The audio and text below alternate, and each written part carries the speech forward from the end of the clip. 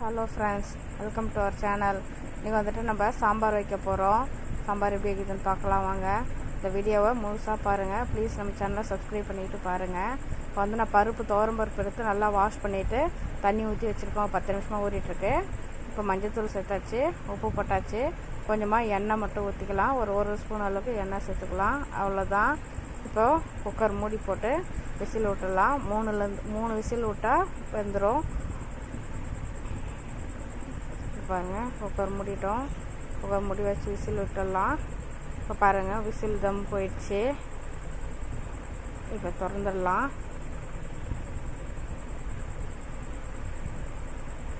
பாருங்கள், பருப்பு நல்லா வெந்துருச்சு. இப்போது அந்த பக்கம் நான் ஒரு பெரிய சைஸ் வெங்காயம் ஒன்று கட் பண்ணி வச்சுருக்கேன். கருவேப்பிலை எடுத்து வச்சுருக்கேன். தக்காளி 3 தக்காளி கட் பண்ணி எடுத்து வச்சுருக்கேன். சின்ன தக்காளி, அந்த மீடியம் சைஸில். அதனால் இப்போது கத்திரிக்காய் கட் பண்ணி வச்சுருக்கேன். ஒரே ஒரு முருங்கைக்காய் கட் பண்ணி எடுத்து வச்சுருக்கேன். இதுதான் இன்றைக்கி போட்டு சாம்பார் வைக்க போகிறோம். ஒரு சின்ன இதுக்குள்ள சைஸ் அளவுக்கு புளி எடுத்து வச்சுருக்கேன். கொஞ்சமாக இருந்தால் போதும் புளி. இப்போது அந்த குக்கரையே நான் வச்சுருக்கேன். பருப்பை வச்சு அதே குக்கரையே நான் வச்சுருக்கேன். இப்போ பாருங்கள், குக்கர் காஞ்சிடுச்சு. எண்ணெய் சேர்த்துக்கலாம். இப்போது வெந்தயம் போட்டுக்கலாம். வெந்தயம் போட்டுட்டு அதுக்கப்புறம் கடுகு போட்டோம்னா வெந்தயம் வந்து கரெக்டாக புரிஞ்சிருக்கும், நல்லாயிருக்கும் டேஸ்ட்டும். இப்போ கடுகு சேர்த்துக்கலாம். கடுகு பொரியட்டும். கடுகு பொரிஞ்சது நம்ம எடுத்து வச்சுருக்க வெங்காயமும் கருவேப்பிலையும் உள்ளே சேர்த்துடலாம்.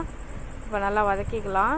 இது சீக்கிரமாக வதங்குறதுக்கு கூட கொஞ்சமாக உப்பு சேர்த்துக்கலாம். அப்படி உப்பு சேர்க்கும் போது சீக்கிரமாக நல்லா வதங்கி வரும். இந்த வீடியோவை முழுசாக பாருங்கள்.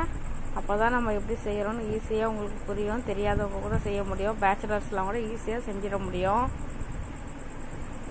இந்த பாருங்கள், வெங்காயம் நல்லா வதங்கட்டும்.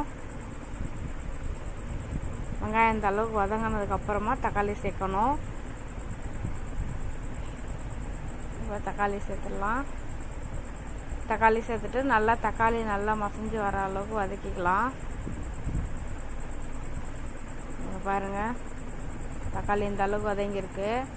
இப்போ நம்ம கட் பண்ணி வச்சுக்கிற காயெல்லாம் சேர்த்துக்கலாம்.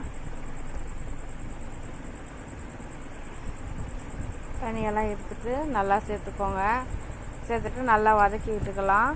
காய் நல்லா இப்போவே வதங்கிட்டோம். தண்ணியெல்லாம் இப்போ எதுவும் ஊற்ற வேண்டாம். நம்ம போட்டிருக்க உப்பே இப்போ போதும்.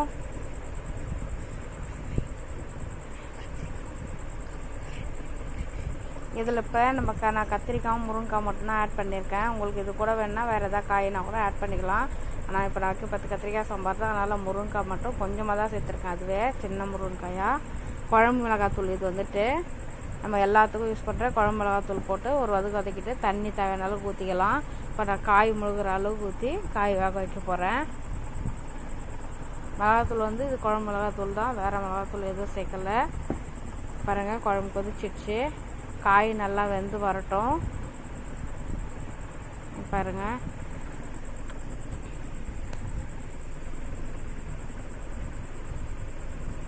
காய் நல்லா வெந்ததுக்கப்புறமா புளி தண்ணி ஊற்றிக்கலாம். நம்ம எடுத்து வச்ச புளி கரைச்சி வச்சுருக்கேன், அதோட தண்ணியை சேர்த்துட்டேன். காய் வெந்ததுக்கப்புறம் தான் புளி தண்ணி சேர்க்கணும். முன்னாடியே சேர்த்துட்டோம் அப்படின்னா காய் வேகாது. புளி ஊற்றதுக்கப்புறம் காய் வேகாது. இப்போ பருப்பு கடைஞ்சி வச்சுருக்கேன். அந்த பருப்பையும் சேர்த்துடலாம். பருப்பு சேர்த்ததுக்கப்புறம் ரொம்ப நேரம் கொதிக்க விடக்கூடாது. அப்படி கொதிக்க விட்டோம்னா சாம்பார் வந்து கலர் மாறிடும். கொஞ்ச நேரம் கொதித்ததும், அதாவது ஒரு 3-4 நிமிஷம் அவ்வளோதான் கொதிக்கணும். அதுவே போதும். அதுக்கு மேலே கொதிக்க விட்டோம்னா கலர் மாறிடும். இப்போ கொஞ்சமாக நான் வந்து நாட்டு சக்கரை சேர்த்துக்கிறேன். உங்கள்கிட்ட வெல்லம் இருந்தாலும் சேர்த்துக்கோங்க, நாட்டு சக்கரை இருந்தாலும் சேர்த்துக்கோங்க. அவ்வளோதான். இப்போ ஒரு கைப்பிடி அளவுக்கு கொத்தமல்லி இலை சேர்த்துக்கலாம். அவ்வளோதான், ஸ்டவ் ஆஃப் பண்ணியாச்சு. இப்போ பாருங்கள், சாம்பார் ரெடி ஆகிடுச்சு. ரொம்ப ஈஸியாக செஞ்சிடலாம். நீங்களும் ட்ரை பண்ணி பாருங்கள்.